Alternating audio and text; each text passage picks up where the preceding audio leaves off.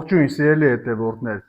եթե այսօր Պողոս Առաքյալը կենդանի լիներ եւ նայեր մեր աշխարհին, սոցիալական ցանցերին, ընտանեկան հարաբերություններին, քաղաքականությանը, կրթությանը, մարդկանց վարքին, ինչ կասեր։ Գուցե կասեր, որ ամեն ինչ նոր է։ Ոչ։ Նա գրեթե 2000 տարի առաջ նկարագրել է այն, ինչ մենք այսօր տեսնում ենք ամեն օր։ Տիմոթեոսին ուղղված երկրորդ նամակի 3-րդ գլխի 1-7 համարները պարզապես ապագայի մարգարեություն չէ, սա հայրի է, որի մեջ պետք է նայենք ինքներս մեզ։ Ամենավտանգավորն այն չէ, որ աշխարհում շատացել է չարը, ամենավտանգավորն այնն է, երբ մարդն այլևս չի նկատում, որ չարը մտել է իր սիրտը, եւ այս հատվածը կոչված չէ մեզ վախեցնելու։ Այն կոչված է մեզ արթնացնելու, որովհետեւ վերջին ժամանակների ամենամեծ հարցը սա չէ, երբ կգա Քրիստոսը, այլ ինչ վիճակում նա կգտնի մեզ, երբ գա։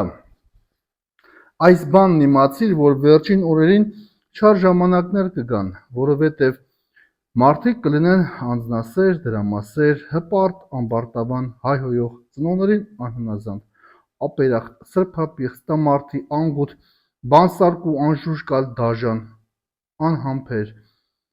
անբարեսեր, մատնիչ, հանդուգն, մեծամիտ, ավելի հեշտասեր, քան աստվածասեր։ Նրանք արտաքուստ աստվածապաշտ են, բայց ուրացել են աստվածապաշտության զորությունը։ Խորշիր նրանցից, որովհետև նրանց մեջ կան այնպիսիք, որ մտնում են տնից տուն եւ գերում են մեղքերով ծանրաբեռնված, զանազան ցանկություններով տարված կանանց, որոնք միշտ ուսանում են, բայց երբեք չեն հասնում ճշմարիտ գիտությանը։ Ամեն։ Վերջին օրերին ծանր ժամանակներ պիտի գան։ Առաքյալը չի ասում վերջին օրերին պարզապես պատերազմներ կամ աղետներ կլինեն։ Նա խոսում է մարդկանց ներքին վիճակի մասին։ Ծանր ժամանակներ նշանակում է ժամանակներ, երբ բարին եւ չարը շփոթված են, իսկ ճշմարտությունը դժվար է ճանաչել։ Այսօր տեխնոլոգիան զարգացել է, բայց արդյոք մարդը դարձել է ավելի խաղաղ։ Տեղեկատվությունը շատացել է, բայց իմաստությունն արդյոք աճել է։ Մենք ապրում ենք կապի դարում, բայց երբեք այսքան միայնակ մարդիկ չեն եղել։ Սա հենց այն ծանրությունն է, որի մասին զգուշացնում էր առաքյալը։ Սուրբ Հովհան Ոսկեբերյանը գրում է. ժամանակները ինքնին չար չեն լինում։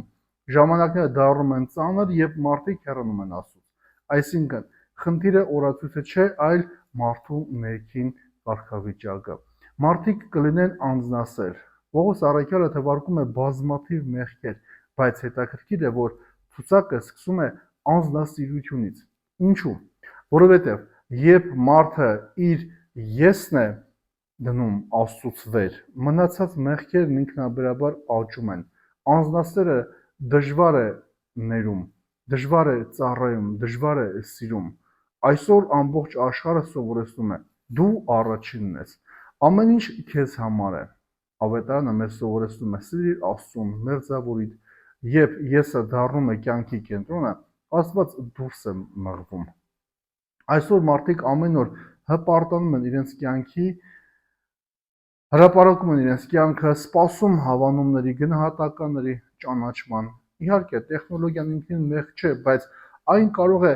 կերակրել այն, ինչի մասին զգուշացնում է Պողոսը՝ ինքնասիրությունը, սնափառությունը եւ փառասիրությունը։ Սուրբ Բարսեղ մեծն ասում է. բոլոր կրքերի արմատում կանգնած է այն մարդը, որը մոռացել է Աստծուն եւ սկսել է երկրպագել սեփական անձին։ Աստվածպաշտության կերպարանք կունենաք, բայց նրա զորությունը կուրանան։ Սա հատվածի ամենասարսափեցնող նախադասություններից մեկն է։ Պողոս առաքյալը չի խոսում բացահայտ անհավատների մասին, նա խոսում է այն մարդկանց մասին, որոնք արտաքինից հավատացյալ են թվում։ Նրանք կարող են աղոթել, եկեղեցի գնալ, սուրբ գրքից խոսել, բայց նրանց կյանքը չի փոխվում, արտաքին կրոնը առանց ներքին դարձի վտանգավոր է։ Աստված չի փնտրում միայն ծեսեր կատարող մարդկանց, նա փնտրում է փոխված մարդկանց։ Սուրբ Եփրեմ ասորին գրում է. եթե հավատը միայն շուրթերի վրա է, բայց չի հասնում սրտին, նա լույս չէ, այլ ստվեր է։ Նրանցից հեռու մնացեք։ Պողոս առաքյալը չի ասում ատիր այդ մարդկանց, նա ասում է զգուշացիր նրանց ազդեցությունից,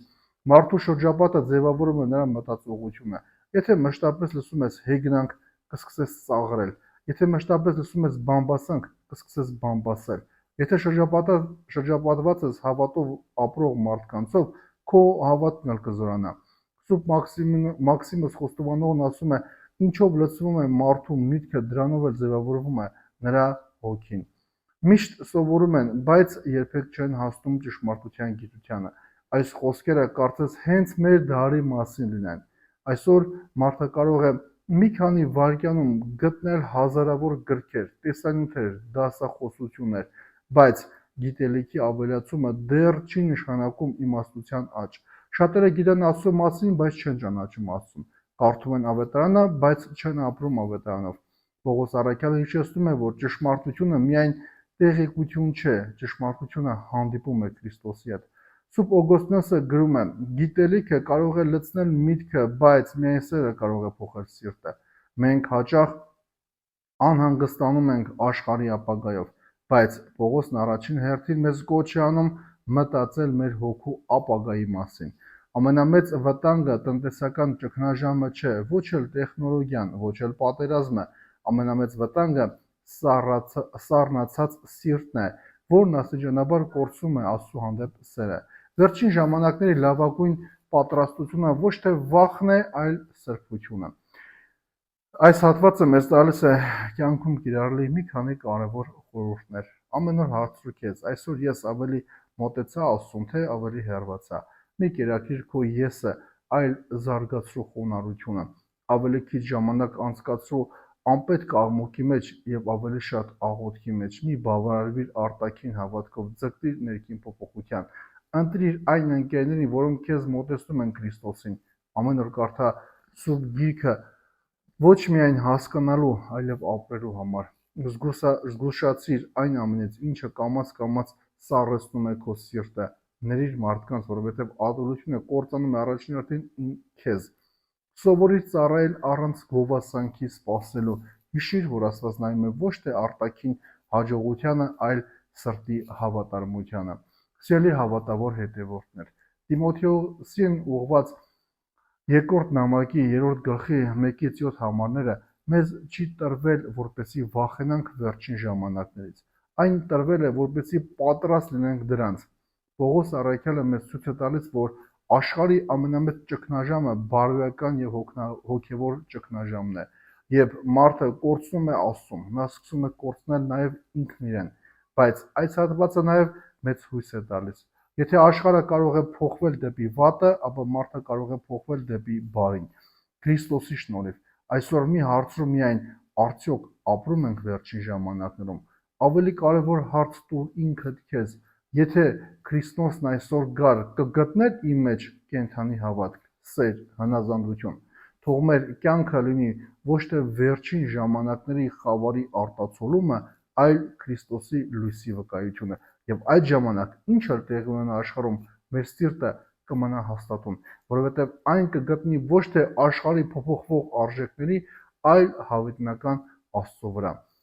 Սիրելի հավատավոր հետևորդներ, եթե օգտակար եղավ ձեզ այս տեսանյութը, կարող եք հավանել մեկնաբանության բաժնում, գրել ձեր կարծիքը, բաժանորդագրվել մեր YouTube-յան ալիքին եւ այս տեսանյութը ուղարկել քո բոլոր քրիստոնյա բարեկամներին, նրանց եւս հաղորդակից դարձնելու Աստծո խոսքին։ Աստված օրհնի բոլորիդ։